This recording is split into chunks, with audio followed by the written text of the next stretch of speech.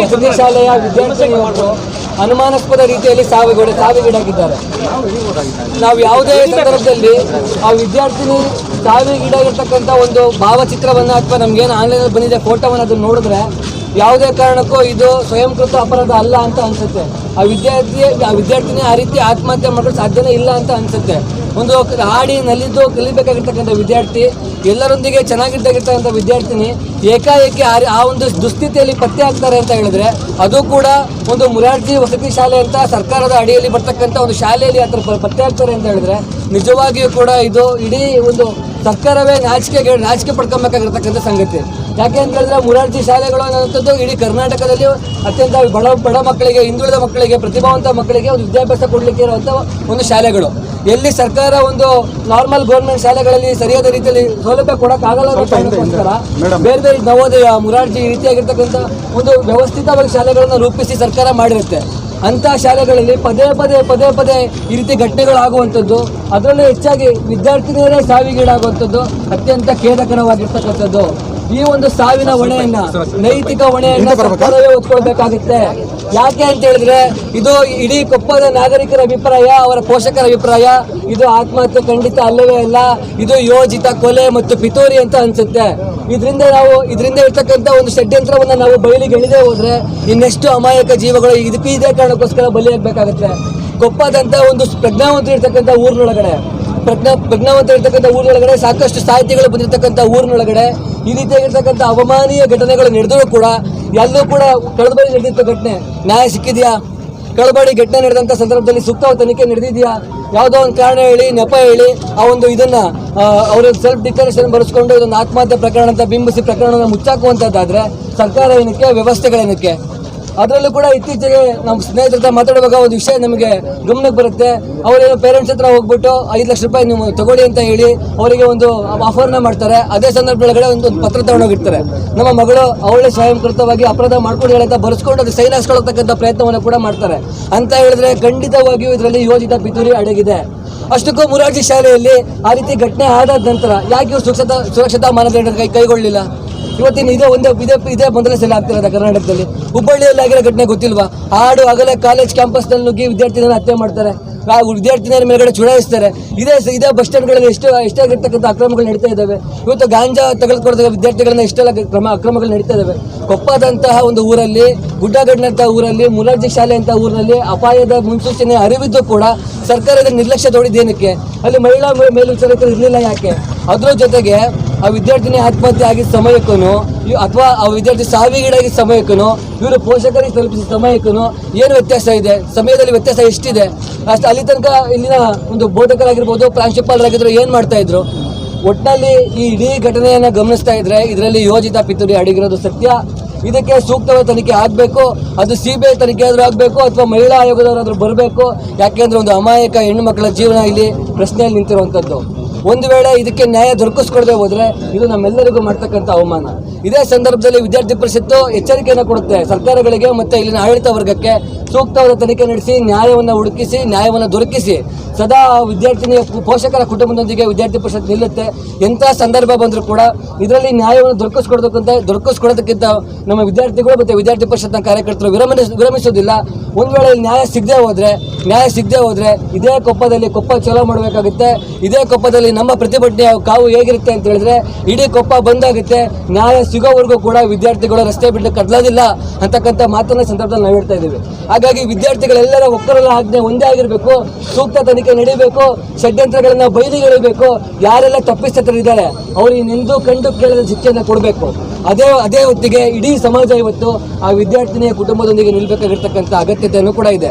ಅದನ್ನು ಕೂಡ ನಾವು ಮನಗಂಡು ವಿದ್ಯಾರ್ಥಿನಿಯ ಕುಟುಂಬದೊಂದಿಗೆ ಸಾಂತ್ವನ ರೀತಿಯಲ್ಲಿ ಸಂಯಮದಿಂದ ನಾವು ಜೊತೆ ನಿಲ್ಲಬೇಕು. ಜೊತೆಗೆ ಸಮಾಜದಲ್ಲಿ ಯಾರು ಇಂಥ ಪ್ರಕರಣಗಳನ್ನು, ಇಂಥ ಘೋರ ಅಪರಾಧಗಳನ್ನು ಮಾಡ್ತಿದ್ದಾರೆ ಅವರನ್ನು ಕಂಡುಹಿಡಿಯಲಿಕ್ಕೆ ಅಥವಾ ಅವರ ಒಂದು ತನಿಖೆಗೆ ನಾವು ಇಡೀ ಸಮಾಜ ಒಗ್ಗಟ್ಟಾಗಿ ಸೂಕ್ತವಾಗಿರ್ತಕ್ಕಂಥ ಭದ್ರತೆಯನ್ನು ನೀಡಬೇಕು. ಜೊತೆಗೆ ಇನ್ಮುಂದೆ ಈ ರೀತಿಯಾಗಿರ್ತಕ್ಕಂಥ ಘಟನೆಗಳು ನಡೆದೇ ರೀತಿ ನಮ್ಮ ನಡುವೆ, ನಮ್ಮ ಫ್ರೆಂಡ್ಸ್ಗಳ ನಡುವೆ ಅವರ ಕಷ್ಟ ಸುಖಗಳನ್ನು ಕೇಳ್ತಾ ಅವ್ರು ಯಾವುದೇ ಕಾರಣಕ್ಕೂ ಯಾವುದೇ ಸಂದರ್ಭದಲ್ಲೂ ಯೋಜಿತ ಕೊಲೆಗಳಿಗೆ ಬಲಿಯಾಗದಿರೋ ರೀತಿ ನಾವೆಲ್ಲರೂ ಗಮನಹರಿಸಬೇಕಾಗುತ್ತೆ. ನಮ್ಮೆಲ್ಲರ ಮೇಲಿನ ಜವಾಬ್ದಾರಿ ಇದಾಗಿರುತ್ತೆ. ಈ ಜವಾಬ್ದಾರಿಯನ್ನು ಅರ್ಥಕೊಳ್ತಾ ಸರ್ಕಾರಕ್ಕೆ ಮನವಿ ಮಾಡ್ತೀವಿ. ದಯವಿಟ್ಟು ನ್ಯಾಯ ಪ್ರದಾನವಾಗುವಂಥ ನಿಟ್ಟಿನಲ್ಲಿ ನೀವು ಕ್ರಮ ಕೈಗೊಳ್ಳಬೇಕು.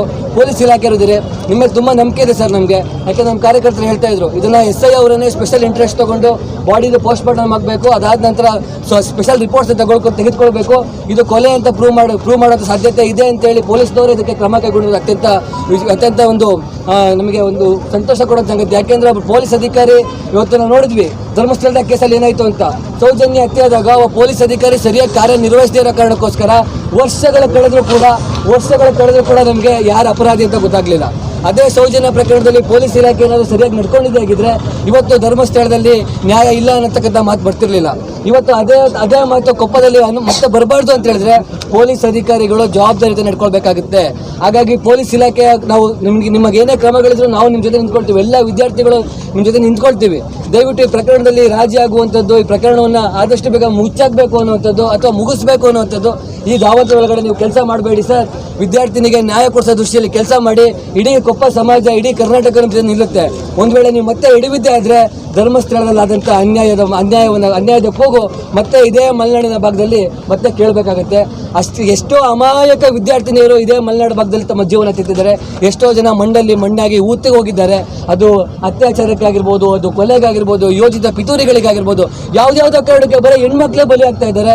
ಇಂತಹ ನಾಗರಿಕ ಸಮಾಜದಲ್ಲಿ, ಭಾರತದಂತಹ ಪ್ರಜಾಪ್ರಭುತ್ವ ದೇಶದಲ್ಲಿ, ಕರ್ನಾಟಕದಂತಹ ಪ್ರಜ್ಞಾವಂತ ನಾಡಿನಲ್ಲಿ ಇಂತಹ ಘಟನೆಗಳನ್ನು ಸಹಿಸಿಕೊಳ್ಳಲಿಕ್ಕೆ ಸಾಧ್ಯವೇ ಇಲ್ಲ ಸರ್. ದಯವಿಟ್ಟು ಕೈ ಮುಗಿದು ಬೇಡ್ಕೊಳ್ತೀವಿ ವಿದ್ಯಾರ್ಥಿಗಳು, ನಾಡಿನ ವಿದ್ಯಾರ್ಥಿಗಳು, ಸಮಾಜ ವಿದ್ರೋಹಿ ಘಟನೆಗಳನ್ನು ಖಂಡಿತ ಮಟ್ಟ ಹಾಕುವಲ್ಲಿ ಪೊಲೀಸ್ ಇಲಾಖೆ ದಯವಿಟ್ಟು ಕೈ ಜೋಡಿಸಿ ಬೇಡ್ಕೊಳ್ತೀವಿ. ನೀವು ಶ್ರಮವನ್ನು ವಹಿಸಲೇಬೇಕು. ಅದರಲ್ಲೂ ನೀವು ಯಾವುದೋ ಭ್ರಷ್ಟಾಚಾರ ಮಾಡಿರ್ತಕ್ಕಂಥ ಅಧಿಕಾರಿಯನ್ನು ನೀವು ಜೈಲಿಗೆ ಹಿಡಿದು ತಳ್ಳಿಲ್ಲ ಅಂದ್ರೂ ಪರವಾಗಿಲ್ಲ ಸರ್. ನಮಗೆ ಅಮಾಯಕ ವಿದ್ಯಾರ್ಥಿನ ಸಾವಿಗೆ ಕಾರಣಕ್ಕಿರ್ತಕ್ಕಂಥ ಘಟನೆಗಳನ್ನು ಭೇದಿಸಿದ್ರೆ ನಿಮಗೆ ಸಾಷ್ಟಾಂಗ ಪ್ರಣಾಮಗಳನ್ನು ವಿದ್ಯಾರ್ಥಿಗಳು ಆಗ್ತೀವಿ ಅಂತ ಸಂದರ್ಭದಲ್ಲಿ ಹೇಳ್ತೇವೆ. ಹಾಗಾಗಿ ಇವತ್ತಿನ ದಿವಸ ಈ ಪ್ರತಿಭಟನೆಯ ಉದ್ದೇಶ ಒಂದೇ, ಈ ಪ್ರತಿಭಟನೆಗೆ ಆ ವಿದ್ಯಾರ್ಥಿನಿಗೆ ಆತ್ಮಕ್ಕೆ ಶಾಂತಿ ಸಿಗಬೇಕು. ಹಾಗಾಗಿ ಒಂದು ನಿಮಿಷ ನಾವೆಲ್ಲ ಮೌನಾಚರಣೆ ಮಾಡೋಣ. ಅದ್ರ ಜೊತೆಗೇನೆ ಪೊಲೀಸ್ ಇಲಾಖೆ ಸೂಕ್ತವಾಗಿರ್ತಕ್ಕಂಥ ತನಿಖೆ ನಡೆಸಿ, ನ್ಯಾಯಾಂಗ ತನಿಖೆ ನಡೆಸಿ, ಅದಕ್ಕೆ ನಮಗೆ ಒಂದು ಏನಾಗಿದೆ ಅನ್ನೋಂಥದ್ರ ಬಗ್ಗೆ ನಮಗೆ ಕ್ಲಾರಿಟಿ ಕೊಡಬೇಕು. ಇದುವರೆಗೂ ಕೂಡ ನಮ್ಮ ಕೈಗೆ ಯಾವುದೇ ರಿಪೋರ್ಟ್ ಬಂದಿಲ್ಲ. ಪೋಸ್ಟ್ ಮಾರ್ಟಮ್ ರಿಪೋರ್ಟ್ ಆಗಿರ್ಬೋದು, ಮಗದೊಂದಾಗಿರ್ಬೋದು, ಯಾವುದೇ ರಿಪೋರ್ಟ್ ಬಂದಿಲ್ಲ. ಏನಾಗಿದೆ ಅನ್ನೋಂಥದ್ದೇ ಇಡೀ ಸಮಾಜಕ್ಕೆ ಗೊತ್ತಿಲ್ಲ. ಆ ಸಮಾಜಕ್ಕೆ ಆದಷ್ಟು ಬೇಗ ತಿಳಿಸುವಂಥ ಪ್ರಯತ್ನ ಮಾಡಬೇಕು. ಅದ್ರ ಜೊತೆಗೇನೆ ಇವತ್ತು ಏನು ಇವತ್ತಿಲ್ಲ ಎಲ್ಲ ಏನು ಸೇರಿದ್ದಾರೆ ಇವರೆಲ್ಲರಿಗೂ ಕೂಡ ಸರ್ಕಾರದ ಕಡೆಯಿಂದ, ಇಲಾಖೆ ಕಡೆಯಿಂದ ಒಂದೆರಡು ಮಾತುಗಳನ್ನು ನೀವು ಹೇಳಬೇಕು. ಅದಕ್ಕಿಂತ ಮುಂಚಿತವಾಗಿ ಇಡೀ ನಾಗರಿಕ ಸಮುದಾಯ ಶಮಿತಾ ಅನ್ನುವಂಥ ವಿದ್ಯಾರ್ಥಿನಿಯ ಒಂದು ಸಾವಿಗೆ ಎಲ್ಲರೂ ಕೂಡ ನಾವು ಒಂದು ನಿಮಿಷ ಮೌನಾಚರಣೆ ಮಾಡೋಣ. ಓಂಕಾರದ ಮುಖಾಂತರ ಮೌನಾಚರಣೆ ನಿಲ್ಲುತ್ತೆ. ಆಗ್ಬೋದಾ? ಒಂದು ನಿಮಿಷ ಮೌನಾಚರಣೆ. ಶಮಿತಾ ಅವರ ಸಾವಿಗೆ, ಅವರ ಆತ್ಮಕ್ಕೆ ಶಾಂತಿಯನ್ನು ಕೂರಿ ನಾವೆಲ್ಲ ಕೂಡ ಮೌನಾಚರಣೆ ಮಾಡೋಣ.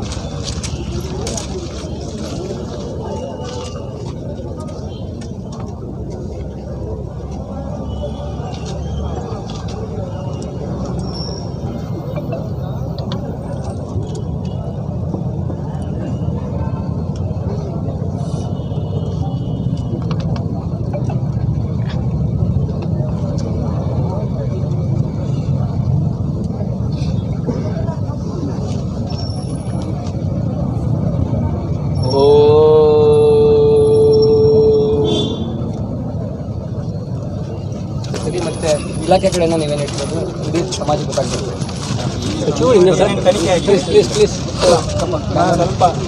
ಮನವಿ ಪತ್ರ ಕೊಟ್ಬಿಡಿ. ಅಲ್ಲ, ಒಂದು ಸೆಕೆಂಡ್ ಹೇಳಿ ಆಮೇಲೆ ಮನವಿ ಪತ್ರ ಕೊಡ್ತೀವಿ ಸರ್. ಏನಿಲ್ಲ, ಒಂದು 2 ನಿಮಿಷದಲ್ಲಿ ಹೇಳಬೇಕು. ಇದರಲ್ಲಿ ಪೊಲೀಸ್ ಏನಾಗಿದೆ ಕೇಸ್ ಪೊಲೀಸ್ ಇಲಾಖೆದು ನಾವು ತನಿಖೆ ಬಗ್ಗೆ ಹೇಳಲಿಕ್ಕೆ ಆಗಲ್ಲ. ಪೂರ್ತಿ ತನಿಖೆ ಹೇಳಿದ್ರೆ ಅದು ಮತ್ತೆ ಪೂರ್ತಿ ಅಂದ್ರೆ ಇನ್ನು ಅವರ ತನಿಖೆ ಮುಗ್ದಿಲ್ಲ, ತನಿಖೆ ಆಗ್ತಾ ಇದೆ. ಅವರು ಹೇಳ್ತಾರೆ ಸಿಂಪಲ್. ಇದರಲ್ಲಿ ಏನಾಗಿದೆ ಅಂತ ಹೇಳಿದ್ರೆ ನಾವೇ ಸ್ಪೆಷಲ್ ಇದು ಮಾಡಿಕೊಂಡು ನಮ್ಮ SP ಸಾರ್ನು ಸರಿಯಾಗಿ ನಮಗೆ ಅವರೇ ಖುದ್ದಾಗಿ ನಮಗೆ ಮಾರ್ಗದರ್ಶನ ಮಾಡ್ತಾ ಇದ್ದಾರೆ. ಹಿರಿಯ ಅಧಿಕಾರಿ ಮಾರ್ಗದರ್ಶನ ನಂಗಿದೆ. ಆಮೇಲೆ ಸುಮಾರು ಸಮಾಜದಲ್ಲಿರ್ತಕ್ಕಂಥ ವ್ಯಕ್ತಿಗಳು, ಅವ್ರ ಹೆಸರು ಹೇಳೋಕ್ಕಾಗಲ್ಲ, ಅವರು ನಮಗೆ ಸುಮಾರು ಸಾಕ್ಷ್ಯಾಧಾರಗಳು ಕೊಟ್ಟಿದ್ದಾರೆ. ಗೊತ್ತು ಈಗ ಡೈರೆಕ್ಟಾಗಿ ಇಂಡೈರೆಕ್ಟಾಗಿ ನಮಗೆ ಸಾಕ್ಷ್ಯಾಧಾರಗಳು ಕೊಟ್ಟಿದ್ದಾರೆ. ತನಿಖೆ ಮಾತ್ರ ಸುವ್ಯವಸ್ಥಿತವಾಗಿ ನಡೀತಾ ಇದೆ. ಇದನ್ನು ಪೋಸ್ಟ್ ಮಾರ್ಟಮ್ ಇಲ್ಲೇ ಮಾಡಿಸ್ಬೇಕಂತ ಹೇಳಿದ್ರೆ ನಾವೇ ಮತ್ತೆ ಅವ್ರಿಗೆ ಪೇರೆಂಟ್ಸ್ ಇಲ್ಲೇ ಮಾಡಿಸೋಣ. ಅವ್ರು ಯಾರು ಸಂಬಂಧಿಕರೆಲ್ಲ ಹೇಳ್ತಾ ಇದ್ರು, ನಾನು ಬೇಡ, ಸ್ಪೆಷಲ್ ಆಗಿದ್ದು ತನಿಖೆ ಆಗಬೇಕಂತೇಳಿ SP ಸಾಹೇಬ್ರ ಜೊತೆ ಮಾತಾಡಿಕೊಂಡು ಶಿವಮೊಗ್ಗದಲ್ಲಿ ಎಕ್ಸ್ಪರ್ಟ್ಸಿಂದ ಮಾಡಿಸಿದ್ವಿ. ಗೊತ್ತಿದ್ದಲ್ಲ, ಶಿವಮೊಗ್ಗದಲ್ಲಿ ಸಿಮ್ಸ್ ಹಾಸ್ಪಿಟಲ್ ಎಕ್ಸ್ಪರ್ಟ್ಸ್ ಮಾಡಿಕೊಟ್ಟಿದ್ದಾರೆ ಮೆಗ್ಗಾನಲ್ಲಿ. ಆಮೇಲೆ ಅವ್ರದ್ದು ಕೆಲವೊಂದು ಏನಿದ್ದಾವೆ ನಮಗೆ ಬರವಣಿಗೆ ಅದೆಲ್ಲ ಏನಾಯ್ತು ಅದನ್ನು ಎಕ್ಸ್ಪರ್ಟ್ಸಿಗೆ ಕಳಿಸಿದ್ದೀವಿ. ಬೆಂಗಳೂರು FSL, ಮಂಗಳೂರು FSL ಮತ್ತು ಶಿವಮೊಗ್ಗ FSL ಕಳಿಸಿದ್ದೀವಿ. ವೈಜ್ಞಾನಿಕ ಏನೋ ರಿಪೋರ್ಟ್ ಬರುತ್ತೆ. ತನಿಖೆ ವ್ಯವಸ್ಥಿತವಾಗಿ ನಡೀತಾ, ನೀವೆಲ್ಲ ಏನು ಅಪೇಕ್ಷೆ ಪಡ್ತಾ ಇದ್ದೀರಿ ನ್ಯಾಯ ಸಿಗಬೇಕಂತ ಖಂಡಿತವಾಗ್ಲೂ ಸಿಗುತ್ತೆ. ಸರಿ ಸಿಸ್ಟರ್ ಮೇಡಮ್ ಸಂಬಂಧಪಟ್ಟ ಮೂಲಭೂತ ಸೌಕರ್ಯ ಸಂಬಂಧಪಟ್ಟ ಏನು ಕ್ರಮ ಏನೇನು ತೊಗೊಂಡಿದ್ದೀರಾ ಮತ್ತು ಅಲ್ಲಿ ಇರುವಂಥ ಅಲ್ಲಿನ ಪ್ರಾಂಶುಪಾಲ ಅವ್ರನ್ನ ಅಮಾನತು ಮಾಡೋ ಕೆಲಸ ಯಾಕಾಗಿಲ್ಲ ನಿಮ್ಗೆ ಅಧಿಕಾರ ಇಲ್ವಾ ಅದು? Nodal officer AC ಅವರಾಗಿದ್ದರು. ಮಂಡೇ ಬಂದು ಮೀಟಿಂಗ್ ಮಾಡಿದ್ದಾರೆ. ಅವರು ಎಲ್ಲಿ ತನಕ ಮೀಟಿಂಗ್ ಅಂತೇಳಿ ಮೀಟಿಂಗ್ ಮಾಡಿದ್ದಾರೆ, ಕ್ರಮ ವಹಿಸ್ಕೊತಾರೆ. ವೆರಿ ಯಾವಾಗ ಅಂತೇಳಿ ಎಷ್ಟು ದಿವಸ ಆಯ್ತು ಘಟನೆ? ಏನಂತಂದ್ರೆ ಘಟನೆ ಹೊಣೆಗಾರನ ಮಾಡ್ಬೇಕಲ್ಲ ನಾವು. ಮಂಡೇ ಬಂದು ಹೋಗಿದ್ದಾರೆ AC sir. He will take action. I think by ನಾವು ಆ್ಯಕ್ಷನ್ ತೊಗೊಂಡಿರ್ತಾರೆ. ಅವ್ರ ಮೇಲಧಿಕಾರಿಗಳಿಗೆ ಕಳಿಸಿರ್ತಾರೆ. ನಾನು ನಿಮಗೆ ಒಂದು ತಿಳಿಸ್ತೀನಿ ಬಂದಿದ್ದ ಇನ್ನು ಎಷ್ಟು ದಿವಸ ಅಂತೇಳಿ AC ಅವ್ರು ತೊಗೊಬೇಕು ಆ್ಯಕ್ಷನ್ ಇನ್ನು ಎಷ್ಟು ದಿವಸ ಕಳಿಸಿದ್ದಾರೆ. ಅದೇ ಇನ್ನು ಎಷ್ಟು ದಿವಸ ಆ ಘಟನೆಗೆ 12 ದಿವಸ ಶಾರ್ಟ್ ಲಿಸ್ಟ್ ಸಿಗುತ್ತೆ.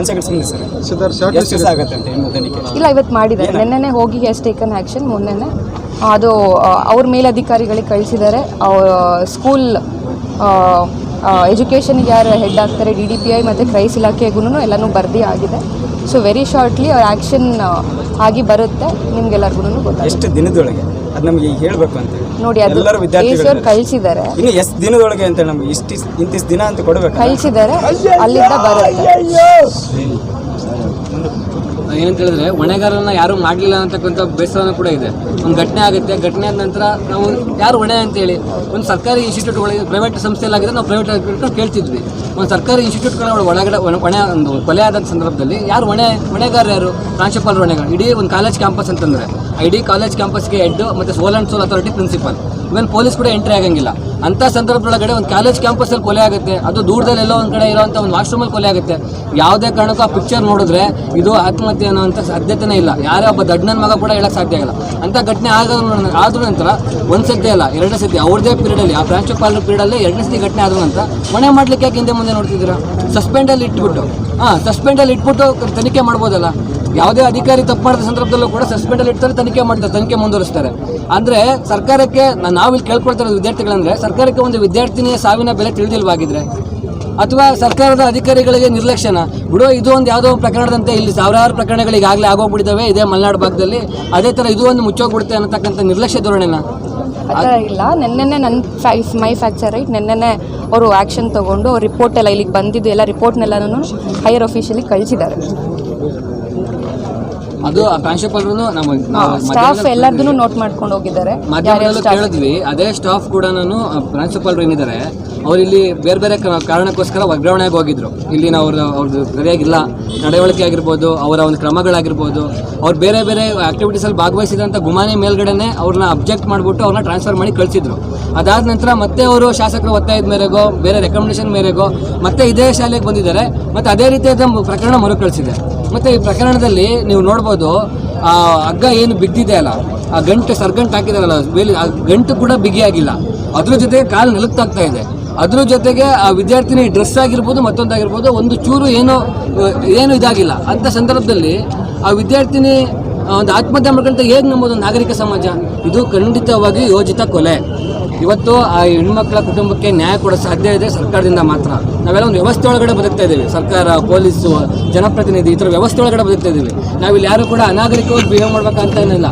ಆದರೆ ಸರ್ಕಾರದವರು ನೀವೇನೋ ಕ್ರಮ ಕೈಗೊಳ್ಳದೆ ಹೋದರೆ ಮತ್ತೆ ಅದೇ ರೀತಿಯ ಪ್ರಕರಣಗಳು ನಡೆಯುತ್ತೆ. ಅದಕ್ಕೆ ಉದಾಹರಣೆ ನಾನು ಅವಾಗಲೇ ಕೊಟ್ಟೆ, ಸೌಜನ್ಯ ಪ್ರಕರಣದಲ್ಲಿ ಏನಾಗಿದೆ ಕರ್ನಾಟಕದಲ್ಲಿ ಅಂತೇಳಿ. ಈ ಅಂಥ ಒಂದು ಸೀರೀಸ್ ಆಫ್ ಆತ್ಮಹತ್ಯೆಗಳಿಗೆ ಇದು ಕೊಪ್ಪ ಮುರಾರ್ಜಿ ಶಾಲೆ ಒಳಗಾಗೋದು ಬೇಡ. ಈಗಾಗಲೇ 2 ಆಗಿದೆ. ಇನ್ನು ಮುಂದೆ ಯಾವ ಹೆಣ್ಮಕ್ಳಿಗೂ ಅಥವಾ ಯಾವ ವಿದ್ಯಾರ್ಥಿಗಳಿಗೂ ಇಂಥ ದುಸ್ಥಿತಿ ಬರೋದು ಬೇಡ. ಅವ್ರ ಕುಟುಂಬಕ್ಕಾಗುವಂಥ ನಷ್ಟನ ನಾವೇನಿಲ್ಲಿ ಪ್ರತಿಭಟನೆ ಮಾಡಿ ಮತ್ತೊಂದು ಮಾಡಿ ತುಂಬಿಕೊಡ್ಲಿಕ್ಕಾಗಲ್ಲ. ಅವ್ರ ಪ್ರೀತಿನ, ಅವ್ರ ಮಮತೆನ, ವಾತ್ಸಲ್ಯನ ನಾವು ಯಾರೂ ತುಂಬಿಕೊಡೋಕ್ಕಾಗಲ್ಲ. ಒಂದು ಜೀವದ ಪ್ರಶ್ನೆ ಇದು.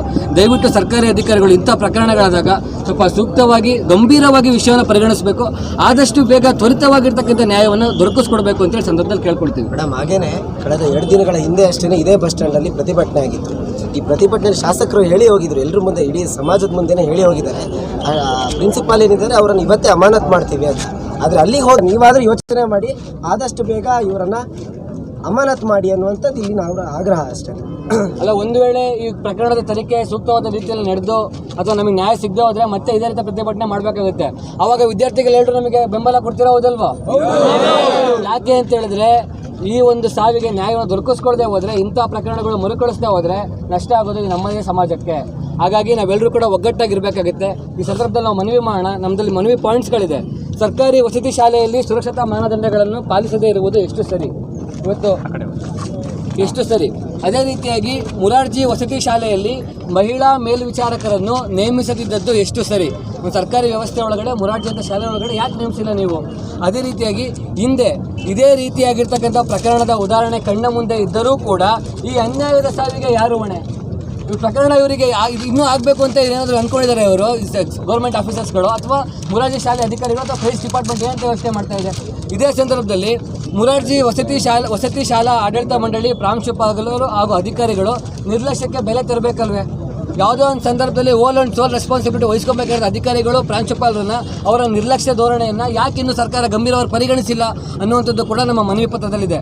ಅದೇ ರೀತಿ ಈ ಪ್ರಕರಣವನ್ನು ತ್ವರಿತವಾಗಿ ತರಾತುರಿಯಲ್ಲಿ ಮುಚ್ಚಿ ಹಾಕಿರಲು ಪ್ರಯತ್ನಿಸಿರುವುದು ಎಷ್ಟು ಸರಿ? ಅಂದರೆ ಈ ಪ್ರಕರಣವನ್ನು ಒಂದು ಯೋಜಿತ ಕೊಲೆ ಅನ್ನೋದನ್ನು ಬಿಂಬಿಸ್ತೇನೆ, ಇದು ಆತ್ಮಹತ್ಯೆ ಪ್ರಕರಣ ಅಂತೇಳಿ ಅತ್ಯಂತ ತ್ವರಿತವಾಗಿ ಮುಚ್ಚಿ ಹಾಕ್ಲಿಕ್ಕೆ ಹೋಗಿದ್ರು. ಅದು ನಮಗೆ ಬಲ್ಲ ಮೂಲಗಳಿಂದ ಅಥವಾ ನಮ್ಮ ವಿದ್ಯಾರ್ಥಿ ಕಾರ್ಯಕರ್ತರು ಹೇಳ್ತಾ ಇದ್ರು, ಸಹಿ ಮಾಡಿಸ್ಕೊಳ್ಳೋಕೆ ಹೋಗಿದ್ರು 5 ಲಕ್ಷ ರೂಪಾಯಿ ಕೊಟ್ಬಿಟ್ಟು ಅನ್ನೋಂಥ ಕಾರಣಕ್ಕೋಸ್ಕರ. ಅದು ಕೂಡ ಎಷ್ಟು ಸರಿ? ಯಾಕೆ ಇಲ್ಲಿ ಸೂಕ್ತ ನ್ಯಾಯದ ತನಿಖೆ ನಡೀಬಾರ್ದು? ಹಾಗಾಗಿ ಎಲ್ಲ ಸಾಮಾನ್ಯ ಪ್ರಶ್ನೆಗಳ ನಡುವೆ ವಿದ್ಯಾರ್ಥಿನಿಯ ಸಾವು ಮುರಾರ್ಜಿ ವಸತಿ ಶಾಲೆಗಳಿನ ಹೆಣ್ಣು ಮಕ್ಕಳಿನ ಸುರಕ್ಷತೆಯ ಬಗೆಗೆ ಚಿಂತೆಗಿಡುವಂತೆ ಮಾಡಿರುವುದು ಸತ್ಯ. ಆದ ಕಾರಣ ಸರ್ಕಾರ ಹಾಗೂ ಪೊಲೀಸ್ ಇಲಾಖೆ ಈ ಪ್ರಕರಣವನ್ನು ಗಂಭೀರವಾಗಿ ಪರಿಗಣಿಸಿ ಸೂಕ್ತವಾಗಿರ್ತಕ್ಕಂಥ ತನಿಖೆ ನಡೆಸಿ ವಿದ್ಯಾರ್ಥಿನಿಯ ಸಾವಿಗೆ ನ್ಯಾಯ ಒದಗಿಸಬೇಕೆಂದು ವಿದ್ಯಾರ್ಥಿ ಪರಿಷತ್ ಆಗ್ರಹಿಸುತ್ತದೆ. ಅದರೊಂದಿಗೆ ಕರ್ನಾಟಕದಲ್ಲಿನ ಎಲ್ಲ ವಸತಿ ಶಾಲೆಗಳಿಗೆ ಮಾದರಿ ಆಗಬೇಕು. ಎಲ್ಲೂ ಕೂಡ ಈ ರೀತಿಯಾಗಿರ್ತಕ್ಕಂಥ ಪ್ರಕರಣಗಳು ನಡೀಬಾರ್ದು ಅನ್ನೋ ಕಾರಣಕ್ಕೋಸ್ಕರ ಪ್ರಕರಣ ಮರುಕಳಿಸದಂತೆ ಸೂಕ್ತ ಕ್ರಮಗಳನ್ನು ವಹಿಸಲು ಸರ್ಕಾರ ಗಂಭೀರ ಚಿಂತನೆಯನ್ನು ನಡೆಸಬೇಕು. ಅದೇ ರೀತಿ ಪ್ರಕರಣಕ್ಕೆ ಎಲ್ಲ ಅನುಮಾನಗಳು ಗೊಂದಲಗಳನ್ನು ಮೀರಿದಂತಹ ತಾರ್ಕಿಕ ನ್ಯಾಯವನ್ನು ಕೊಡದೇ ಹೋದರೆ ವಿದ್ಯಾರ್ಥಿ ಪರಿಷತ್ತು ಅವಿರತ ಹೋರಾಟವನ್ನು ಮುಂದುವರಿಸಬೇಕಾಗುತ್ತೆ. ನಾಡಿನ ವಿದ್ಯಾರ್ಥಿ ಸಮುದಾಯವನ್ನು ಬೀದಿಗಿಳಿಸಬೇಕಾಗುತ್ತೆ ಅಂತ ಸಂದರ್ಭದಲ್ಲಿ ಎಚ್ಚರಿಕೆಯನ್ನು ನೀಡ್ತಾ ದಯಮಾಡಿ ವಿದ್ಯಾರ್ಥಿನಿಯ ಸಾವಿಗೆ ನ್ಯಾಯವನ್ನು ಒದಗಿಸಬೇಕು ಅಂತ ನಿಮ್ಮಲ್ಲಿ ಕಳಕಳಿಯಿಂದ ಕೇಳ್ಕೊಳ್ತೇವೆ. ಅವಳು ನನ್ನ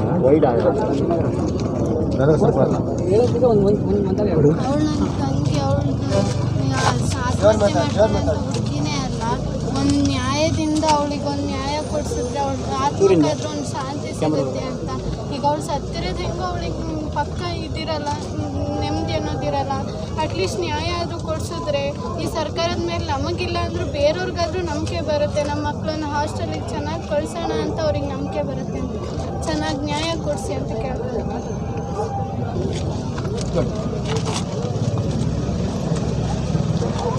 ಸ್ವಲ್ಪ ಹತ್ರ ಹೋಗ್ಬೇಕು, ಚೂರು ಹತ್ರ ಹೋಗಿ.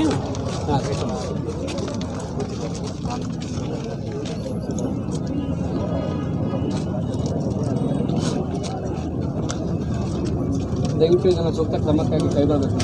ಮತ್ತು ಇಲಾಖೆಯವರಿಗೂ ಮನವಿ ಮಾಡ್ತೀವಿ ಸರ್, ದಯವಿಟ್ಟು ನೀವು ನ್ಯಾಯ ತೋರಿಸ್ಕೊಂಡು ಹೇಳ್ತೀವಿ, ನಮಗೆ ಸಹಕಾರ ಕೊಡಬೇಕು. ಖಂಡಿತವಾಗಿ ಈಗ ನಮ್ಮ PS ಆಲ್ರೆಡಿ ನಿಮ್ಗೆ ಹೇಳಿದ್ದಾರೆ, ಮಾನ್ಯ SP ಸಾಹೇಬರ ನೇತೃತ್ವದಲ್ಲಿ ಎಲ್ಲ ನಡೀತಾ ಇದೆ ಅಂತೇಳಿ. ಸೊ ಖಂಡಿತವಾಗಿ ನ್ಯಾಯಯುತವಾದ ತನಿಖೆ ಆಗ್ತದೆ. ಸರಿ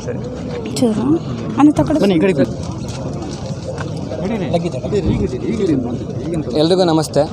ಇವತ್ತು ಅಖಿಲ ಭಾರತೀಯ ವಿದ್ಯಾರ್ಥಿ ಪರಿಷತ್ ವತಿಯಿಂದ ಕೊಪ್ಪ ನಗರದಲ್ಲಿ ಒಂದು ಬೃಹತ್ ಪ್ರತಿಭಟನೆಯನ್ನು ಮಾಡಿದೆ. ಕೊಪ್ಪ ನಗರದಲ್ಲಿ ಕಳೆದ 12 ದಿನಗಳ ಹಿಂದೆ ಒಂದು ಮುರಾರ್ಜಿ ವಸತಿ ಶಾಲೆಯಲ್ಲಿ 9ನೇ ತರಗತಿಯಲ್ಲಿ ಓದ್ತಾ ಇರತಕ್ಕಂಥ ಶಮಿತಾ ಅನ್ನುವಂಥ ವಿದ್ಯಾರ್ಥಿನಿಯ ಅವಮಾನೀಯವಾಗಿರ್ತಕ್ಕಂಥ ಒಂದು ಸಾವು ಆಗಿದೆ.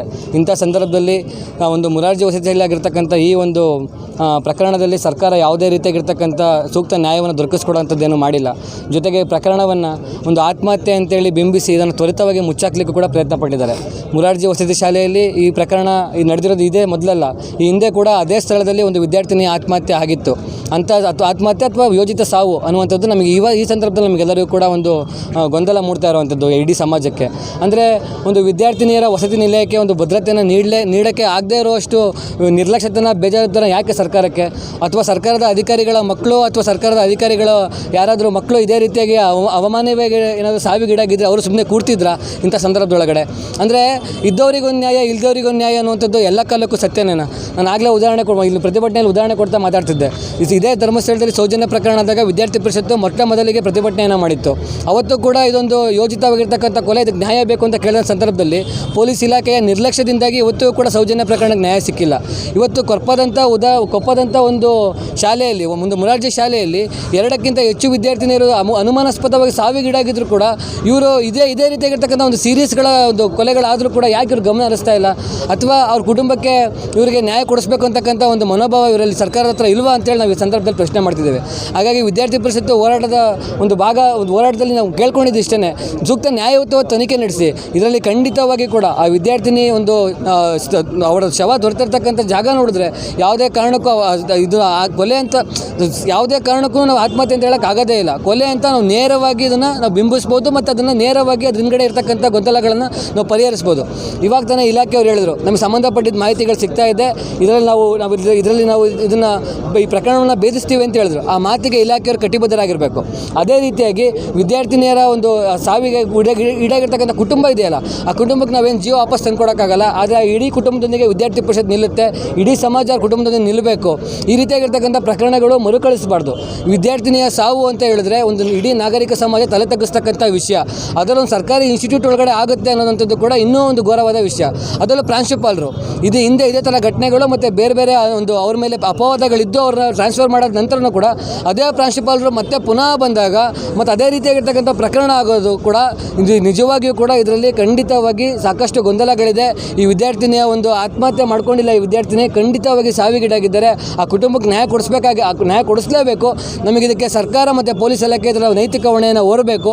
ಮತ್ತು ಇದಕ್ಕೆ ಮಹಿಳಾ ಆಯೋಗದವರು ತನಿಖೆಗೆ ಬರಲಿ ಅಥವಾ ಸರ್ಕಾರದ ಉನ್ನತ ಅಧಿಕಾರಿಗಳವರು ಬರಲಿ, ಇಲ್ಲಿನ ಜನಪ್ರತಿನಿಧಿಗಳರು ಬರಲಿ, ಯಾರಾದರೂ ಬರಲಿ ಪರವಾಗಿಲ್ಲ, ದಯವಿಟ್ಟು ನ್ಯಾಯ ಒದಗಿಸಿ.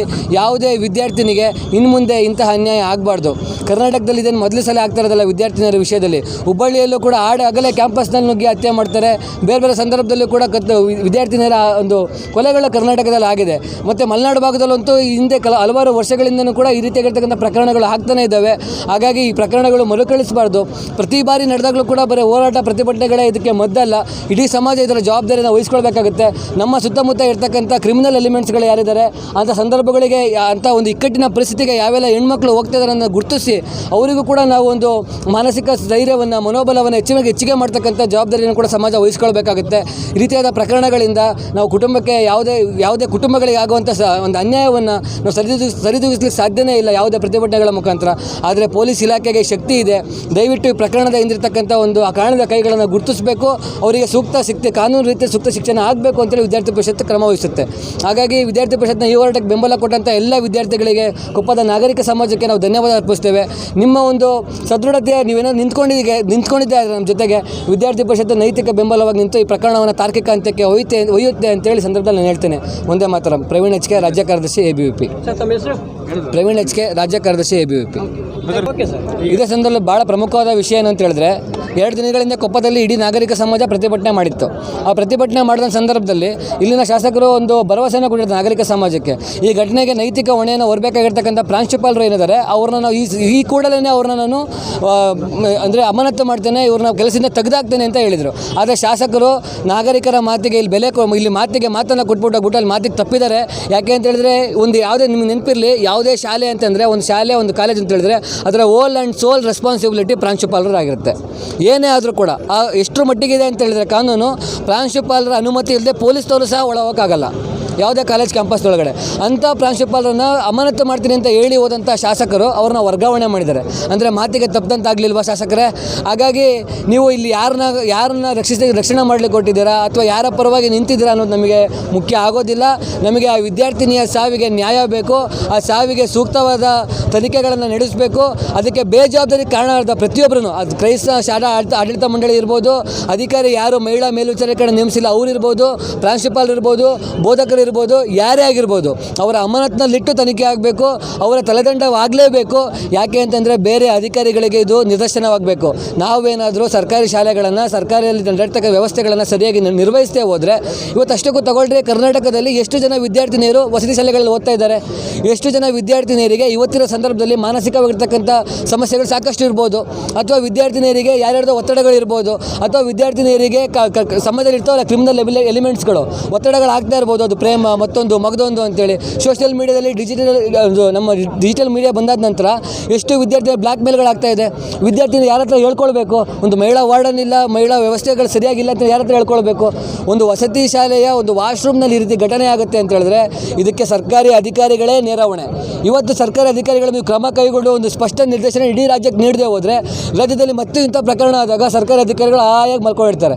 ಹಾಗಾಗಿ ಸಂದರ್ಭದಲ್ಲಿ ಸರ್ಕಾರ ಅಥವಾ ಶಾಸಕರು ಪ್ರಾಂಶುಪಾಲರನ್ನು ಅಮಾನತಲ್ಲಿ ಇಡಬೇಕು, ಎಲ್ಲ ಅಧಿಕಾರಿಗಳನ್ನ ಅಮಾನತಲ್ಲಿ ಇಡಬೇಕು. ಯಾರೆಲ್ಲ ಜವಾಬ್ದಾರಿ ಇದಕ್ಕೆ ಜವಾಬ್ದಾರಿ ಯಾರು, ಇದಕ್ಕೆ ಜವಾಬ್ದಾರಿ ಯಾರು? ಮಹಿಳಾ ಮೇಲ್ವಿಚಾರಕನ ಯಾಕೆ ನೇಮಿಸಿಲ್ಲ? ಅಥವಾ ಅಲ್ಲಿ CCTV ಕ್ಯಾಮ್ರಾ ಆಗಿರ್ಬೋದು, ಸುರಕ್ಷತಾ ಮಾನದಂಡಗಳಾಗಿರ್ಬೋದು ಯಾಕೆ ಇರಲಿಲ್ಲ? ಎಲ್ಲದಕ್ಕೂ ಸರ್ಕಾರ ಹೊಣೆಯನ್ನು ಹೊತ್ಕೊಳ್ಳೇಬೇಕು. ಪ್ರಾಂಶುಪಾಲರನ್ನು ಇಲ್ಲಿ ಅಮಾನತು ಮಾಡಲೇಬೇಕು. ಶಾಸಕರು ಮಾತು ತಪ್ಪಿದ್ದಾರೆ, ಅವ್ರ ಮಾತಿನಂತೆ ನಡ್ಕೊಳ್ಬೇಕು. ಇಲ್ಲ ಅಂತಂದರೆ ಇಡೀ ನಾಗರಿಕರ ವಿಶ್ವಾಸವನ್ನು ಕಳ್ಕೊಳ್ತೀರಾ ಈ ಸಂದರ್ಭದಲ್ಲಿ ಅಂತ ಎಚ್ಚರಿಸ್ತೀವಿ ಶಾಸಕರಿಗೆ. ವಂದನೆಗಳು. ನಾವು ಮೊನ್ನೆಯಿಂದನೂ ಪ್ರತಿಭಟನೆ ಆಗ್ತಾನೇ ಇದೆ. ಇವತ್ತಿಗೂ ಅವರು ಪ್ರಾಂಶುಪಾಲರಾಗಲಿ ಅಥವಾ ಅಲ್ಲಿನ ಆಡಳಿತ ಅಧಿಕಾರಿಗಳು ಯಾರನ್ನೂ ಇವತ್ತಿಗೂ ಸಸ್ಪೆಂಡ್ ಮಾಡಿಲ್ಲ.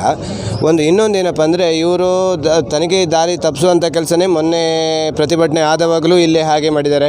ಆಮೇಲೆ ಒಬ್ಬರು MLA ಮಾತಾಡಬೇಕಾದ್ರೆ ಸುಮ್ಮನೆ ಅವ್ರು ಯಾರೋ ಜೊತೆಗಿರೋರು ಅವರಿಂದನೇ ಮೈಕ್ ಕಿತ್ಕೊಂಡು ಇವ್ರ ಹತ್ರನೇ ಬೇರೆ ಮಾತಾಡ್ತಾರೆ, ಏನೋ ದಿಕ್ಕು ತಪ್ಪಿಸ್ತಾರೆ ಅಂತೇಳಿ ಹೇಳಿದ್ರೆ ಇದು ಎಲ್ಲೋ ಈ ತನಿಖೆ ಎಲ್ಲೋ ಬೇರೆ ರೀತಿ ಸಾಗ್ತಾ ಇದೆ ಅಂತೇಳಿ ಎಲ್ರಿಗೂ ಅನಿಸುತ್ತೆ.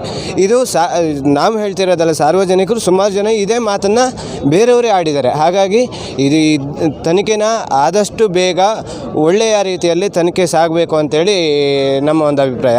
ಆಮೇಲೆ ಇನ್ನೊಂದೇನೆಂದರೆ ಎಲ್ಲೂ ಯಾರೂ ಪ್ರಸ್ತಾವನೆ ಮಾಡ್ತಿಲ್ಲ. ಪ್ರಿನ್ಸಿಪಾಲು ಡೈಲಿ ಶಿವಮೊಗ್ಗದಿಂದ ಅಪ್ ಆ್ಯಂಡ್ ಡೌನ್ ಮಾಡ್ತಾರೆ ಅಂತೇಳಿ ಎಲ್ರಿಗೂ ನ್ಯೂಸ್ ಇದೆ.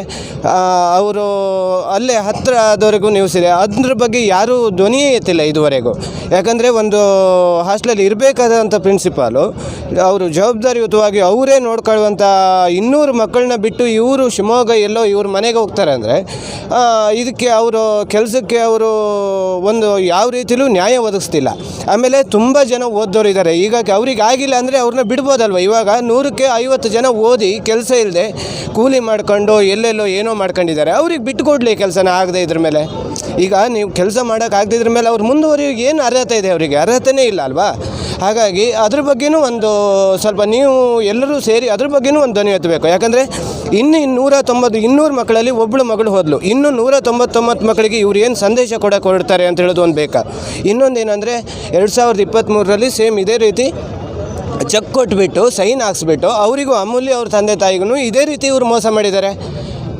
ಆ ಮೋಸನೇ ಮುಂದುವರ್ಸೋಕೆ ನೋಡ್ತಿದ್ದಾರೆ. ಹಾಗಾದರೆ ಇಲ್ಲಿ ಬೇರೆ ಕಡೆ ಟ್ರಾನ್ಸ್ಫರ್ ಆಗಿರುವಂಥ ಪ್ರಿನ್ಸಿಪಾಲು ಮತ್ತೆ ಇಲ್ಲಿಗೆ ಬಂದಿರೋ ಕಾರಣ ಏನು? ಅವರನ್ನು ವಾಪಸ್ ಇದೇ ಶಾಸಕರು ಅವತ್ತು ಇದ್ದರು ಮತ್ತು ಇಲ್ಲಿ ಸೇರಿಸ್ಕೊಂಡು, ಹಾಗಾದರೆ ಈ ಪ್ರಿನ್ಸಿಪಾಲ್ರಿಗೆ ಏನೋ ಲಾಭ ಇದೆ, ಅವರಿಂದ ರಾಜಕೀಯ ಪಕ್ಷಗಳು ಅಥವಾ ಇದು ನೇರವಾಗಿ ಶಾಸಕರಿಗೇನೋ ಲಾಭ ಇದೆ ಅಂತೇಳಿ ಹೇಳಕ್ಕೆ ಬಯಸ್ತೀನಿ ನಾನು. ಯಾಕಂದರೆ ಒಂದು ಕಡೆ ಘಟನೆ ಆದ್ರ ಮೇಲೆ ಇನ್ನೊಂದು ಕಡೆ ಅವರು ಮತ್ತೆ ಇಲ್ಲಿ ಬರೋ ಚಾನ್ಸಸ್ಸೇ ಇರಲ್ಲ. ಆಮೇಲೆ ಇದು ಯಾವ ರೀತಿಲೂ ತನಿಖೆ ಅನ್ನೋದು ಇದು ಸರಿಯಾಗಿ ನಡೀತಾನೇ ಇಲ್ಲ. ಇದ್ರ ಬಗ್ಗೆ ಎಲ್ಲ ಈಗ ಮಾತಾಡಬೇಕಾದವರೆಲ್ಲ ತುಂಬ ಜನ ಮಾತಾಡಿದ್ದಾರೆ. ವಿದ್ಯಾರ್ಥಿಗಳು ಇನ್ನೂ ಇದು ಮುಕ್ತಾಯ ಅಲ್ಲ, ಇದು ಆರಂಭ. ಇದೀಗ ನಾವು ಏನು ಹೋರಾಟ ಮಾಡ್ತೀವಿ ಇದು ಆರಂಭ. ಇದು ಇನ್ನೂ ನಾವು ನಮ್ಮ ಮಕ್ಕಳನ್ನ ಕಳ್ಕೊಂಡಾಗಿದೆ. ಇನ್ನು 199 ಮಕ್ಕಳಿಗೆ ಈ ರೀತಿ ಪರಿಸ್ಥಿತಿ ಬರಬಾರ್ದು. ಆಮೇಲೆ ಇನ್ನೊಂದೇನಪ್ಪ ಅಂದರೆ ಅಲ್ಲೇ ಬಕೆಟ್ ಹೋದ ಸತಿ ಆದವಾಗ ಇನ್ಸಿಡೆಂಟ್ ಬಕೆಟಲ್ಲಿ ನಡೆದಿದೆ ಅಂತೇಳಿ ಹೇಳಿದ್ದಾರೆ. ಇವರು ಆ ರಾಡು ಆ ಬಕೆಟು, ಈಗ ಬಕೆಟು ನಾವು ಆ ಹಾಸ್ಟ್ಲಿಗೆ ಅವತ್ತು ಮಾರನೇ ದಿವಸ ಹೋದವಾಗ 78 ಮಕ್ಕಳಿಗೆ 78 ಬಕೆಟು ಎದುರುಗಡೆನೇ ಇದೆ. ಯಾವ ತಂದೆ ತಾಯಿಯು ಎಷ್ಟೇ ಕಷ್ಟದಲ್ಲಿದ್ರೂ ತನ್ನ ಮಕ್ಕಳಿಗೆ ಯಾವುದನ್ನು ಲೋ ಕ್ವಾಲಿಟಿ ಯಾವುದನ್ನು ಕೊಡಿಸಲ್ಲ, ಎಲ್ಲ ಬ್ರ್ಯಾಂಡೆಡೇ ಕೊಡಿಸ್ತಾರೆ. ಆ 78 ಬಕೆಟು ಇವರು ನೇಣು ಹಾಕಳಿ ಅಂತೇಳಿ ಅಲ್ಲೇ ಇಟ್ಟಿದ್ದ ಅಥವಾ ಇವರೇ ಪ್ರಚೋದನೆ ಕೊಡ್ತಿದ್ದಾರೆ ಅನ್ನೋದೊಂದು ಬೇಕಲ್ಲ. ಯಾಕಂದರೆ ಒಂದು ಸೇಫ್ಟಿ, ಒಂದು ರೂಮಿಗೆ ಹಾಕಿ ಒಂದು ಬಕೆಟನ್ನು ಅಥವಾ ಏನೋ ಒಂದು ಸೇಫ್ಟಿ ಮಾಡೋಕ್ಕಾಗಿಲ್ಲ ಅಂದರೆ ಇವರು ಯಾಕೆ ನಡೆಸ್ತಾರೆ? ಅಷ್ಟು ಕಷ್ಟದಲ್ಲಿ ಇವರಿಗೇನು ಇದಿದೆ? ಇವಾಗ ಮಕ್ಕಳಿಗೊಂದು ನ್ಯಾಯ ಬೇಕಲ್ವ? ಈಗ ಅಲ್ಲೇ ಊಟ ತಟ್ಟೆ ಹಿಡ್ಕೊಂಡು ಮಾರನೇ ದಿವಸ ಹೋಗ್ಬೇಕಾದ್ರೆ ಪಾಪ ಮಕ್ಕಳೆಲ್ಲ ಹೆದರಿ ಭಯದಲ್ಲಿ ಹೋಗ್ತಾರೆ. ಆದರೆ ಇವರು ಭಯ ಹುಡ್ಸಿದ್ದಾರೆ, ಅವರಿಗೆ ನ್ಯಾಯ ಒದಗಿಸ್ತಿಲ್ಲ, ಅವರಿಗೆ ಸರಿಯಾದ ಸೌಲಭ್ಯಗಳು ಕೊಡುವಂಥ ಸೌಲಭ್ಯಗಳು ಕೊಡ್ತಿಲ್ಲ. ಬರೀ ಇವರು ಭಯ ಹುಡ್ಸಿ ಅವ್ರನ್ನ ಇವ್ರು ಬೇಕಾದಂಗೆ ಇವ್ರು ಬಳಸ್ಕೊಂತಿದ್ದಾರೆ ಅನ್ನೋ ನನ್ನ ನೇರ ಅನುಮಾನ, ನೇರ ಪ್ರಶ್ನೆ ಕೂಡ ಹೌದು ಅವರಿಗೆ. ನನ್ನ ಹೆಸರು ಸುಭಾಷ್ ಅಂತ, ನಾನು ಶಮಿತಾಳೆ ಚಿಕ್ಕಪ್ಪ. ಮಾತಾಡಲ ದಯವಿಟ್ಟು ಶಮಿತನ ಸಾವಿಗೆ ಒಂದು ನ್ಯಾಯ ಕೊಡಿಸ್ಬೇಕು ಸರ್. ಯಾರೂ ಸರಿಯಾಗಿ ತನಿಖೆ ಮಾಡ್ತಾ ಇಲ್ಲ. ಆತ್ಮಹತ್ಯೆ ಮಾಡ್ಕೊಂಡಿದ್ದಂತಾರೆ. ಯಾವ ಕಾರಣಕ್ಕೂ ಅವಳು ಆತ್ಮಹತ್ಯೆ ಮಾಡ್ಕೊಳ್ಳುವಂಥ ಹೆಣ್ಣೇ ಅಲ್ಲ ಅವಳು ಅಷ್ಟೂ ಒಳ್ಳೆ ಹುಡುಗಿ, ಓದೋದ್ರಾಗಲಿ ಬರೆಯೋದ್ರಲ್ಲಾಗಲಿ ಯಾವುದು ಒಂದರಲ್ಲೂ ಅಷ್ಟೂ ಚೆನ್ನಾಗಿದ್ದವಳು, ಅಷ್ಟೂ ಚೂಟಿ ಅವಳು ಯಾವ ಕಾರಣಕ್ಕೂ ಆತ್ಮಹತ್ಯೆ ಮಾಡ್ಕೊಳ್ಳಲ್ಲ ಸರ್. ಅವಳನ್ನ ಕೊಲೆನೇ ಮಾಡಿದ್ದು, ಎಷ್ಟು ಇದಾದರೂ ಅವಳನ್ನ ಕೊಲೆ ಮಾಡಿದ್ದು. ಯಾವ ಕಾರಣಕ್ಕೂ ಅವಳು ಆತ್ಮಹತ್ಯೆ ಮಾಡುವಂಥವಳೇ ಅಲ್ಲ. ಹಾಗಾಗಿ ದಯವಿಟ್ಟು ಅವಳಿಗೆ ನ್ಯಾಯವಾದ ತನಿಖೆ ಮಾಡಿಸಿ. ಯಾವ ಕಾರಣಕ್ಕೆ ಮಾಡಿದ್ರು, ಎಲ್ಲದರಲ್ಲೂ ಚೂಟಿ ಅಂತಾರೆ, ಎಲ್ಲದರಲ್ಲೂ ಅವಳು ಒಳ್ಳೆಯವಳಿದ್ಲು. ಓದೋದ್ರಲ್ಲಿ, ಬರೆಯೋದ್ರಲ್ಲಿ ಆಹಾರ ಮಂತ್ರಿ ಮಾಡಿದ್ದಾರೆ ಹಿಂದಿನ ದಿವಸ ಅಂತ ಹೇಳ್ತಾರೆ. ಭಾರಿ ಚೆನ್ನಾಗಲ್ಲಿದ್ಲು. 9 ಗಂಟೆ ರಾತ್ರಿ ತನಕ ಅವಳು ಅಷ್ಟು ಚೆನ್ನಾಗಲ್ಲಿದ್ಲಂತೆ. ಎಲ್ಲರ ಹತ್ರನೂ ಮಾತಾಡ್ಕೊಂಡು ನಗಡ್ಕೊಂಡು ಆಟ ಆಡ್ಕೊಂಡು ಚೆನ್ನಾಗಿದ್ಲಂತೆ. ಆಮೇಲೆ ಏನಾಯ್ತು ಸರ್? ಆಮೇಲೆ ಏನಾಯ್ತು ಅದನ್ನೇ ಹೇಳಲಿ ಅವ್ರು. ಆಮೇಲೆ ಏನಾಯ್ತು ಅವಳಿಗೆ? ಅಷ್ಟು ಚೆನ್ನಾಗಲ್ಲಿ 40 ಸರಿ ಶಮಿತಳ ತಾಯಿ ಫೋನ್ ಮಾಡಿದ್ದಾಳೆ. 40 ಸರಿ ಕಾಲ್ ಮಾಡಿದ್ರು, ಒಂದು ಫೋನ್ ಎತ್ತಲಿಲ್ಲ ಸರ್. ಒಂದು ಫೋನ್ ಎತ್ತಿ ಮಾತಾಡಿಸ್ಲಿಲ್ಲ ಅವಳನ್ನ. ಹಾಗಾಗಿ ತನಿಖೆ ಸರಿಯಾಗಿಲ್ಲ. ಸರಿಯಾದ ತನಿಖೆ ಮಾಡಿ ಯಾವ ಕಾರಣಕ್ಕೆ ಕೊಲೆ ಮಾಡಿದಾರಂತ ನಮ್ಗೆ ಒಂದೇ ಹೇಳಲಿ ಸರ್. ಶಮಿತಳ ತಂದೆ ಒಂದೇ ಇವತ್ತಿಗೂ ಅವನು ಮಾನಸಿಕ ಆಗಿಯೇ ಇದ್ದಾನೆ. ಅವನು ಬರುವಂಗಿಲ್ಲ, ಇಲ್ದಿದ್ರೆ ಬರ್ತಿದ್ದ. ತಾಯಿ ತಂದೆಗೆ ನಾಳೆ ತನಕ ಬರುವಂಗಿಲ್ಲ, ನಾಳೆಗೆ 11 ದಿವಸ. ಹಾಗಾಗಿ ದಯವಿಟ್ಟು ಹೇಳ್ತೀನಿ, ಸರಿಯಾದ ತನಿಖೆ ಮಾಡಿಸಿ ಏನು ಕಾರಣ, ಅವಳನ್ನ ಕೊಲೆ ಮಾಡೋದಕ್ಕೆ ಏನು ಕಾರಣ ಅಂತ ಹೇಳಲಿ ಸರ್. ಯಾವುದಾದ್ರು ಒಂದು ಕಾರಣ ಕೊಡಲಿ. ಎಲ್ಲದರಲ್ಲೂ ಒಳ್ಳೆಯವಳಂತಳಲ್ಲ. ಮಕ್ಕಳ ಹತ್ರ ಚೆನ್ನಾಗಿದ್ಲಂತೆ, ಟೀಚರ್ ಹತ್ರ ಚೆನ್ನಾಗಿದ್ಲಂತೆ, ಎಲ್ಲರ ಹತ್ರನೂ ಚೆನ್ನಾಗಿದ್ಲಂತೆ. ಹಾಗಾದ್ರೆ ಆಗಿದ್ದೇನು ಸರ್? ಒಂದು ಬೇಕಲ್ವ? ಆತ್ಮಹತ್ಯೆ ಮಾಡ್ಕೊಳ್ಳೋರು ಸುಮ್ಮನೆ ಆತ್ಮಹತ್ಯೆ ಮಾಡ್ಕೊಳ್ಳಲ್ಲ. ಅವ್ರಿಗೆ ಏನಾದ್ರು ಒಂದು ಬೇಜಾರು ಇರೋದಿಲ್ಲ. ತಾಯಿನ ನೋಡಬೇಕು, ತಂದೆನ ನೋಡಬೇಕು, ತಾಯಿ ತಂದೆ ಹತ್ರ ಮಾತಾಡಬೇಕು, ಕುಟುಂಬದವ್ರ ಹತ್ರ ಮಾತಾಡಬೇಕು. ಎಲ್ಲರನ್ನ ನಾನು ಬಿಟ್ಟು ಆತ್ಮಹತ್ಯೆ ಮಾಡ್ಕೊಳ್ಳುವಂಥ ಶಕ್ತಿ ಇರುತ್ತೆ. ಅವರು ವಲಸರ ಹತ್ರ ಮಾತಾಡಬೇಕಂತ ಶಕ್ತಿ ಇರಲ್ವ ಸರ್? ನೀವೇ ಹೇಳಿ ನೀವೇ. ಈಗ ನಮಗೆ ತಿಳುವಳಿಕೆ ಕಡಿಮೆ, ನಿಮಗೆ ತಿಳುವಳಿಕೆ ಜಾಸ್ತಿ. ಏನಾದ್ರು ಒಂದು ಆಸೆಯಲ್ಲಿ ಮಾತಾಡಬೇಕು. ನಾನು ಕೊನೆ ದಿನ ನಾನು ಮಾತಾಡಬೇಕಂತ ಆಸೆ ಇರೋದಿಲ್ವ ಅವರಿಗೆ? 9 ಗಂಟೆ ತನಕ ಚೆನ್ನಾಗಿರ್ತಾಳೆ. ಆಮೇಲೆ ಆತ್ಮಹತ್ಯೆ ಮಾಡ್ಕೊಂಡಿದ್ದಂತ ಇವ್ರು ಅಂತಾರೆ. ಆತ್ಮಹತ್ಯೆ ಅಲ್ಲ ಸರ್, ದಯವಿಟ್ಟು ಹೇಳ್ತೀನಿ, ಯಾರು ಆತ್ಮಹತ್ಯೆ ಅಂತ ಹೇಳಬೇಡಿ. ಅವಳಿಗೆ ಇದು ಕೊಲೆನೇ, ನಿಜವಾದ ಕೊಲೆ ಮಾಡಿದ್ದವರು. ಅದಕ್ಕೆ ಮುಚ್ಚಿಡ್ತಾ ಇದ್ದಾರೆ ಸರ್, ಮುಚ್ಚಿಡ್ತಾ ಇರ್ತಾರೆ. ಆಯ್ತು, ಇನ್ನೇನು ಹೇಳೋದಿಲ್ಲ. ಸರಿಯಾದ ತನಿಖೆ ಮಾಡಿಸಿ ಅಷ್ಟೇ ಸಾಕು ನಮಗೆ. ಸರಿಯಾದ ತನಿಖೆ ಆಗಲಿ. ಅವಳಿಗೆ ಏನಾಗಿದ್ದಂತ ನಮಗೊಂದು ಕುಟುಂಬದವರಿಗೆ, ಅವ್ರ ತಾಯಿ ತಂದೆಗೆ ಒಂದು ಸರಿಯಾದ ಏನಾಗಿದೆ ಅಂತ ತನಿಖೆ ವರದಿ ಸಿಕ್ಕರೆ ಅಷ್ಟೇ ಸಾಕು. ಅವ್ರು ದುಡ್ಡು ಬೇಡ. 5 ಲಕ್ಷ ಚೆಕ್ ಇಟ್ಕೊಂಡು ಬಂದು ಸೈನ್ ಹಾಕಿ ಮನೆಗೆ ಬಂದು ಸೈನ್ ಹಾಕಿ ಅಂತಾರೆ ಸರ್. ಅವರು ಸೈನ್ ಹಾಕಿ ಅಂತಾರೆ. ಹಾಗಾಗಿ ದಯವಿಟ್ಟು ಒಂದು ತನಿಖೆ ಮಾಡಿಸಿ. ದಯವಿಟ್ಟು ಸರಿಯಾದ ತನಿಖೆ ಮಾಡಿ ನಮ್ಮ ಶಮಿತಗೆ ಯಾರು ಕೊಲೆ ಮಾಡಿದ್ದಾರೆ ಅಂತ ಒಂದು ತನಿಖೆ ಮಾಡಿಸಿ ನಮಗೆ ತಿಳಿಸಿದ್ರೆ ಅಷ್ಟೇ ಸಾಕು ಸರ್. ಅವಳ ಆತ್ಮಕ್ಕೆ ಶಾಂತಿ ಸಿಗಬೇಕು. ಇನ್ನು ಯಾವ ತಾಯಿ ತಂದೆಗೂ ನಮಗೆ ಬಂದ ಪರಿಸ್ಥಿತಿ, ಅವಳ ತಾಯಿ ತಂದೆ ಬಂದ ಪರಿಸ್ಥಿತಿ ಇನ್ನು ಯಾವ ತಾಯಿ ತಂದೆಗೂ ಬರಬಾರ್ದು ಸರ್. ಯಾವ ಮಕ್ಕಳನ್ನೂ ಕೊಲೆ ಮಾಡಬಾರ್ದು, ಅಷ್ಟೇ ನಾವು ಕೇಳ್ಕೊಳ್ಳೋದು. ಸರಿಯಾದ ತನಿಖೆ ಆಗಲಿ. ನಮಸ್ಕಾರ. ನಾಳೆ ಇದು ನಮ್ಗೆ ನೈತಿಕ ಪ್ರಶ್ನೆ ಆಗುತ್ತೆ. ಹಾಗಾಗಿ ಇಲ್ಲಿನ ಕಾರ್ಯಕರ್ತರು, ಕೊಪ್ಪದ ಕಾರ್ಯಕರ್ತರು ಯಾರಿದ್ದಾರೆ, ನಿಮ್ಮದು ಜವಾಬ್ದಾರಿ ಇರುತ್ತೆ. ಮತ್ತು ವಿದ್ಯಾರ್ಥಿಗಳು ನೀವು ಯಾರು ಸೇರಿದ್ರೆ ನೀವೆಲ್ಲ ಪ್ರಶ್ನೆ ಮಾಡ್ಕೊಳ್ಳಿ. ಇಂಥ ಕೊಲೆಗಳಿಗೆ ಅಥವಾ ನಾವು ನ್ಯಾಯ ಕೊಡಿಸ್ಬೇಕೋ ಬೇಡವೋ, ಅಥವಾ ಇದಕ್ಕೆ ಒಂದು ತನಿಖೆಗೆ ಒಂದು ಎಂಟು ಮುಟ್ಟಿಸೋ ತನಕ ನಾವು ಹೋಗ್ಬೇಕೋ ಬೇಡವೋ? ಯಾಕೆ ಅಂತಂದರೆ ಯಾರ್ದೋ ಒಂದು ಕೊಲೆ ಆಗಿದೆ ಅಂತಂದ್ರೆ ಮಾತ್ರಕ್ಕೆ ಅದನ್ನು ಅಷ್ಟ ಮಾತ್ರಕ್ಕೆ ಬಿಡೋದೇ ಆದರೆ ಈ ಸಮಾಜ ಅಥವಾ ನಾವು ಇಷ್ಟೆಲ್ಲ ವಿದ್ಯಾಭ್ಯಾಸ ಮಾಡಿ ಏನು ಉಪಯೋಗ? ಹಾಗಾಗಿ ಬಂದಿರೋಂಥ ಎಲ್ಲ ವಿದ್ಯಾರ್ಥಿಗಳು, ಇದು ಒಬ್ಬರು ಇಬ್ಬರಿಂದ ಆಗುವಂಥ ಕೆಲಸ ಅಲ್ಲ. ಇಡೀ ಸಮಾಜ ಒಗ್ಗಟ್ಟಾಗಿ ನಿಂತರೆ ಮಾತ್ರ ಆಗುವಂಥ ಕೆಲಸ. ನೀವೆಲ್ಲ ವಿದ್ಯಾಭ್ಯಾಸ ಮಾಡ್ತಿದ್ದೀರಾ, ನಾವು ವಿದ್ಯಾಭ್ಯಾಸ ಮಾಡ್ತಿದ್ವಿ. ವಿದ್ಯಾರ್ಥಿ ಪರಿಷತ್ನ ಕಾರ್ಯಕರ್ತರು ಮತ್ತು ವಿದ್ಯಾರ್ಥಿಗಳು ಯಾರೆಲ್ಲ ನೀವೆಲ್ಲ ಇದ್ದೀರಾ, ದಯವಿಟ್ಟು ನಾನು ಮನವಿ ಮಾಡ್ತೇನೆ, ಈ ಕೊಲೆಗೆ ಒಂದು ಸೂಕ್ತ ನ್ಯಾಯಯುತ ತನಿಖೆ ನಡೆದು ನ್ಯಾಯ ಸಿಗೋವರೆಗೂ ಕೂಡ ಎಂತೆಂಥ ಸಂದರ್ಭದಲ್ಲಿ ವಿದ್ಯಾರ್ಥಿ ಪರಿಷತ್ ಕರೆ ಕೊಡುತ್ತೆ ಆ ಸಂದರ್ಭದಲ್ಲಿ ಬರಬೇಕು. ಸಮಾಜದೊಂದಿಗೆ, ಕುಟುಂಬದೊಂದಿಗೆ ನಾವು ನಿಂತ್ಕೊಳ್ಬೇಕಾಗಿರೋದು ನಮ್ಮ ಎಲ್ಲ ನೈತಿಕ ಕರ್ತವ್ಯ ಅಂತೇಳಿ ನಾವು ಪರಿಭಾವಿಸಬೇಕು. ಇದಕ್ಕೆಲ್ಲರ ಸಪೋರ್ಟ್ ಸಿಕ್ಕೇ ಸಿಗುತ್ತೆ. ಹಾಗಾಗಿ ನಾವು ಈ ಸರ್ಕಾರಗಳು ಏನಂದರೆ ಅವರಿಗೆ ಸಾವಿರಾರು ಇದರ ನಡುವೆ ಇದನ್ನು ಅವರು ತೃಣಮಾತ್ರಕ್ಕೆ ಸಮ ಅಂತೇಳಿ ಬಿಟ್ಬಿಡ್ಬಾರ್ದಲ್ವ? ಹಾಗಾಗಿ ನಮ್ಮ ವಿದ್ಯಾರ್ಥಿನಿಗೆ ಆಗಿರುವಂಥ ಅನ್ಯಾಯವನ್ನು ನಾವು ಮಂದಟ್ಟು ಮಾಡ್ಕೊಬೇಕು. ಮೊದಲಾಗಿ ನಾವು ಮಂದಟ್ಟು ಮಾಡ್ಕೊಂಡ ನಂತರ ಅವರ ನೈತಿಕ ಬೆಂಬಲಕ್ಕೆ ನಿಂತ್ಕೊಳ್ಬೇಕಾಗುತ್ತೆ. ಈ ಹೋರಾಟ ಅನ್ನುವಂಥದ್ದು ಕನ್ಸಿಸ್ಟೆಂಟಾಗಿ ನಡಿಬೇಕಾಗುತ್ತೆ ನಮಗೆ ನ್ಯಾಯ ಸಿಗೋವರೆಗೂ ಕೂಡ. ಹಾಗಾಗಿ ನಿಮ್ಮೆಲ್ಲ ವಿದ್ಯಾರ್ಥಿಗಳಲ್ಲಿ ವಿದ್ಯಾರ್ಥಿ ಪರಿಷತ್ ವತಿಯಿಂದ ಮನವಿ ಮಾಡ್ತೇವೆ, ನಿಮ್ಮ ಮನೆಗಳಲ್ಲಿ, ನಿಮ್ಮ ಊರುಗಳಲ್ಲಿ ಚರ್ಚೆ ಮಾಡಿ. ಈ ಥರ ಒಂದು ಅನ್ಯಾಯವಾದ ಕೊಲೆ ಆಗಿದೆ, ಇದಕ್ಕೆ ಯಾರು ಹೊಣೆ ಅಂತ ಪ್ರಶ್ನೆ ಮಾಡಲಿಕ್ಕೆ ಶುರು ಮಾಡಿ. ಶಾಸಕರಿಗೆ ಪ್ರಶ್ನೆ ಮಾಡಿ, ಸರ್ಕಾರಕ್ಕೆ ಪ್ರಶ್ನೆ ಮಾಡಿ, ಇಲಾಖೆ ಅಧಿಕಾರಿಗಳಿಗೆ ಪ್ರಶ್ನೆ ಮಾಡಿ, ಕ್ರೈಸ್ ಆಡಳಿತ ಮಂಡಳಿಗೆ ಪ್ರಶ್ನೆ ಮಾಡಿ. ಒಮ್ಮೆ ಅವರ ಕುಟುಂಬದ ನೋವನ್ನು ನಾವು ಅನುಭವಿಸಿದರೆ, ಅನುಭವದ ನಾವೇ ತೆಗೆದುಕೊಂಡ್ರೆ ಗೊತ್ತಾಗುತ್ತೆ ಎಷ್ಟು ಕಷ್ಟ ಅಂತೇಳಿ. ಹಾಗಾಗಿ ನಾವೆಲ್ಲ ಜೊತೆ ನಿಂತ್ಕೊಳ್ಬೇಕು. ಯಾವುದೇ ಸಂದರ್ಭದಲ್ಲೂ ಕೂಡ ನಾವು ವಿಮುಖರಾಗಬಾರ್ದು. ನಮಗೆ ಯಾಕೆ ಬೇಕಪ್ಪ ಊರು ಸಾಬ್ರಿ ಅನ್ನುವಂಥ ಲೆಕ್ಕಾಚಾರದಲ್ಲಿ ಯಾರೂ ಇರಬಾರ್ದು ಅನ್ನುವಂಥದ್ದನ್ನು ನಾವು ಕೈ ಮುಗಿದ ಸಂದರ್ಭದಲ್ಲಿ ಮನವಿ ಮಾಡ್ಕೊಳ್ತೇವೆ. ಇವತ್ತು ಈ ಹೋರಾಟಕ್ಕೆ ಸಹಕಾರ ಕೊಟ್ಟಂಥ ಎಲ್ಲರಿಗೂ ಕೂಡ ಈ ಸಂದರ್ಭದಲ್ಲಿ ಧನ್ಯವಾದ ಸಲ್ಲಿಸ್ತೇವೆ. ಈ ಸಂದರ್ಭದಲ್ಲಿ ಅವರ ಪೋಷಕರಿಗೆ ನಾವು ಸಾಂತ್ವನವನ್ನು ಮಾತ್ರ ಹೇಳಲಿಕ್ಕೆ ಸಾಧ್ಯ. ಆದರೆ ಒಂದು ಗ್ಯಾರಂಟಿಯನ್ನು ಕೊಡ್ತೇವೆ ನಾವು, ಏನಂತ ಹೇಳಿದ್ರೆ ವಿದ್ಯಾರ್ಥಿ ಪರಿಷತ್ತು ಈ ಹೋರಾಟಕ್ಕೆ ತಾರ್ಕಿಕ ಅಂತ್ಯ ನೀಡೋವರೆಗೂ ಕೂಡ ವಿದ್ಯಾರ್ಥಿಗಳನ್ನು ಕಟ್ಕೊಂಡು ಇದೇ ಕೊಪ್ಪದ ಬೀದಿಗಳಲ್ಲಿ ಹೋರಾಟವನ್ನು ರೂಪಿಸುತ್ತೆ ಅನ್ನುವಂಥ ಮಾತನ್ನು, ಅದನ್ನು ಮಾತ್ರ ನಾವು ಒಂದು ನ್ಯಾಯ ನ್ಯಾಯಯುತ ತನಿಖೆ ನಡೆದು ಅದಕ್ಕೆ ಯಾರು ಹೊಣೆ ಅನ್ನುವಂಥದ್ದನ್ನು ನಾವು ಕಂಡುಹಿಡಿಯಲಿಕ್ಕೆ ಪೊಲೀಸ್ ಇಲಾಖೆಗೆ ಮತ್ತು ಸರ್ಕಾರಕ್ಕೆ ಒತ್ತಾಯವನ್ನು ಮಾಡ್ತೇವೆ. ಈ ಪ್ರಕರಣದಲ್ಲಿ ನಾವು ನ್ಯಾಯವನ್ನು ಪಡಿತೇವೆ ಅನ್ನುವಂಥದ್ದನ್ನು ಮಾತ್ರ ನಾವು ಈ ಸಂದರ್ಭದಲ್ಲಿ ಹೇಳಲಿಕ್ಕೆ ಸಾಧ್ಯ ಆಗುತ್ತಮ್ಮ. ಹೆಸರು ರಜಿನಿ ಅಂತ. ತುಂಬ ದೂರದಿಂದ ಓದೋಕ್ಕೆಲ್ಲ ಬರ್ತಾರೆ ವಿದ್ಯಾರ್ಥಿಗಳು, ಹೆಣ್ಮಕ್ಳು ಅಂತ ಹಾಸ್ಟೆಲಲ್ಲಿದ್ದು ಓದಬೇಕಂತ ಇರ್ತಾರೆ. ಈ ಥರದ್ದೊಂದು ಆಗಿ ಈಗ ಮನಸ್ಸೂ ಇರಲ್ಲ ಅವರಿಗೆ ಓದಬೇಕು ಹಾಸ್ಟೆಲಲ್ಲಿ ಉಳ್ಕೊಂಡು ಅಂತ. ಆಮೇಲೆ ಒಟ್ಟರಲ್ಲಿ ನ್ಯಾಯ ಸಿಗಬೇಕು ಸಮಿತಿ. ಧನುಷ್ ಅಂತ, ABVP ಜಿಲ್ಲಾ ಸಂಚಾಲಕ ಚಿಕ್ಕಮಗಳೂರು. ಈಗ ಇಲ್ಲೊಂದು ಹಾಸ್ಟೆಲ್ ಮುರಾರ್ಜಿ ಸ್ಕೂಲಲ್ಲಿ ಈ ಥರ ಒಂದು ಹತ್ಯೆ ಆಗುತ್ತೆ ಅಂತ ಹೇಳಿದಾಗ ಅದು ನಮಗೆಲ್ಲ ಒಂಥರ ಬೇಜಾರು ಥರ ಸಂಗತಿ. ಏನಕ್ಕಂತ ಹೇಳಿದ್ರೆ ಈಗ ಅಲ್ಲಿನ ಪ್ರಾಂಶುಪಾಲರಿಗೆ ಪ್ರವೀಣಣ್ಣ ಒಂದು ಮಾತು ಹೇಳಿದರು, ಅಲ್ಲಿ ಅವ್ರು ಏನು ಕೆಲಸ ಮಾಡ್ತಾಯಿದ್ದಾರೆ, ಅವ್ರು ಎಲ್ಲಿಂದನೋ ಹೋಗಿ ದಿನ ಅಪ್ ಆ್ಯಂಡ್ ಡೌನ್ ಮಾಡ್ತಿದ್ದಾರೆ ಅಂತ. ಇಲ್ಲಿ ಇರೋ 70 to 80% ಸ್ಟೂಡೆಂಟ್ಸ್ ಹೊರಗಡೆಯಿಂದ ಬರ್ತಾರೆ. ಹಾಗಾದರೆ ಇಲ್ಲಿರೋ ಕೊಪ್ಪ ಭಾಗದ, ಮಲೆನಾಡು ಭಾಗದ ವಿದ್ಯಾರ್ಥಿನಿ ಮತ್ತು ಪೋಷಕರಿಗೆ ಈ ಸ್ಕೂಲ್ಗಳ ಬಗ್ಗೆ ಯಾಕೆ ನಂಬಿಕೆ ಕಡಿಮೆ ಆಗ್ತಾಯಿದೆ, ಈ ಸ್ಕೂಲ್ಗಳಿಗೆ ಯಾಕೆ ಕಲ್ಸೋಕ್ಕೆ ಹಿಂದೆ ಮುಂದೆ ಮಾಡ್ತಿದ್ದಾರೆ. ಹೋಗ್ತಿರೋ ಅಲ್ಪ ಸ್ವಲ್ಪ ವಿದ್ಯಾರ್ಥಿಗಳಲ್ಲೂ ಈ ಥರ ಇನ್ಸಿಡೆಂಟ್ಗಳಾದಾಗ ಮುಂದಿನ ದಿನಗಳು ಅದಕ್ಕೆ ಯಾರು ಹೊಣೆ ಆಗ್ತಾರೆ. ಮೊನ್ನೆ ಶಾಸಕರು ಹೇಳಿದಾಗೆ ಅವ್ರನ್ನ ವರ್ಗಾವಣೆ ಮಾಡ್ತೀನಿ ಅಂತ ಮೊನ್ನೆ ಒಂದು ಅಮಾನತ್ ಮಾಡ್ತೀನಿ ಅಂತ ಹೇಳಿದ್ರು. ಆ ವಿಷಯದಲ್ಲಿ ಅಮಾನತ್ ಇನ್ನೂ ಆಗಿಲ್ಲ.